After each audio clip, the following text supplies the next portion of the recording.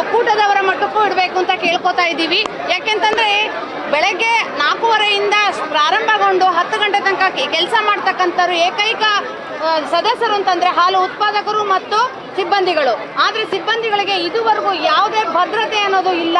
ಹಾಗಾಗಿ ಸಿಬ್ಬಂದಿಗಳಿಗೆ ಭದ್ರತೆಯನ್ನು ಕೊಡಿ, ಆರೋಗ್ಯಕ್ಕೆ ESIಯನ್ನು ಮಾಡಿಕೊಡಿ ಅಂತ ಕೇಳ್ಕೊತಾ ಇದ್ದೀವಿ. ನಮ್ಮ ಮನೆಯಲ್ಲಿ ಯಾರಾದರೂ ಸಾವಾದರೂ ಕೂಡ ನಾವು ಒಂದು ದಿನ ರಜಾ ಹಾಕೋಂಗಿಲ್ಲ. ರಜಾ ವೇತನ ತಗೊಳ್ಳದೆ ಕೆಲಸ ಮಾಡ್ತಿರೋರು ನಾವು. ಆದ್ದರಿಂದ ದಯವಿಟ್ಟು ನಮಗೆ ESI ಮಾಡಿಕೊಡಿ. ಉತ್ಪಾದಕರಿಗೆ ಹಾಲಿನ ದರವನ್ನು ಹೆಚ್ಚಿಸಿ. ಇದುವರೆಗೂ ಸಿಬ್ಬಂದಿಗಳು ತಗೊಳ್ತಾ ಇರುವಂಥ ಪ್ರೋತ್ಸಾಹಧನ ಒಕ್ಕೂಟದ್ದಲ್ಲ, ಸರ್ಕಾರದ್ದಲ್ಲ, ನಮ್ಮ ಹಾಲು ಉತ್ಪಾದಕರ ಹಣದಲ್ಲೇ ನಾವು ವೇತನವನ್ನು ಪಡೆಯುತ್ತಾ ಇದ್ದೇವೆ. ಆದರೆ ಹಾಲು ಉತ್ಪಾದಕರಿಗೆ ಸರಿಯಾಗಿ ದರ ಇಲ್ಲದೇ ಇದ್ದಾಗ ನಾವು ಅವರಿಗೆ ವೇತನವನ್ನು ಕೊಡಿ ಅಂತ ಕೇಳೋಕ್ಕಾದ್ರೂ ನಮ್ಗೆ ಬಾಯಿಲ್ಲ.